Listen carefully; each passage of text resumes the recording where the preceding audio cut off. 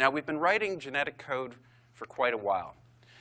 Back in the early 1970s, we discovered that there were enzymes that could chop genetic code at precise places, molecular scissors. And we had molecular glue, and we started doing a little bit of molecular scrapbooking. And that's how we did genetic engineering. We literally did cut and paste. It was powerful, and it was important, and it got the covers of a lot of magazines like this. It really started to wake people up to the power and potential of this. And today, if you look around a molecular biology lab, you'll see something that looks very much like this.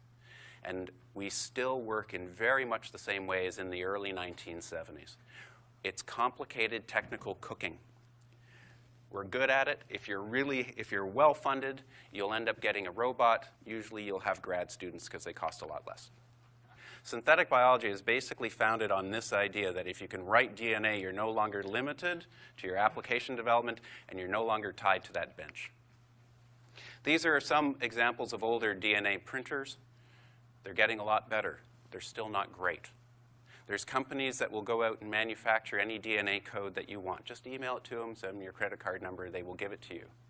It's making all the old equipment junk. You can buy this on eBay. It's just, no one's bidding on it. Trust me, it's a doorstop. But we still haven't seen the paradigm shift breakthrough in the technology, the stuff that'll really make it cheap and really promote a lot of application development. And I figure it'll come pretty much when we hit this point, when you can get 10 million base pairs in an hour for $100 or less. Why? Because this will allow you to genetically engineer virtually any organism. It'll allow you to build any bacteria or virus from scratch for essentially nothing.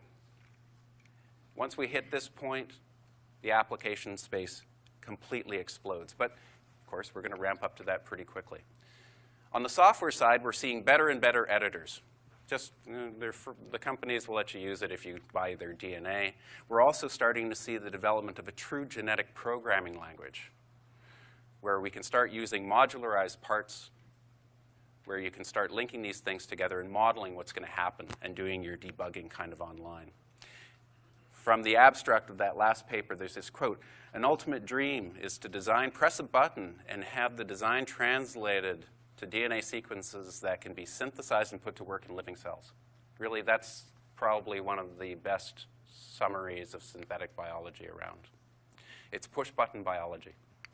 What do you mean by a design? Anything you can dream of, you can model and create in a living organism and have a fairly good, on a first pass, a good expectation that it'll work. So if you treat the design as a model and DNA sequence as a programming language, it is fairly possible already now? Yes, but only with a very, very simple. Right now, the comment is you can do this today, but the applications are still very simple. Yes, we need to work up several orders of magnitude.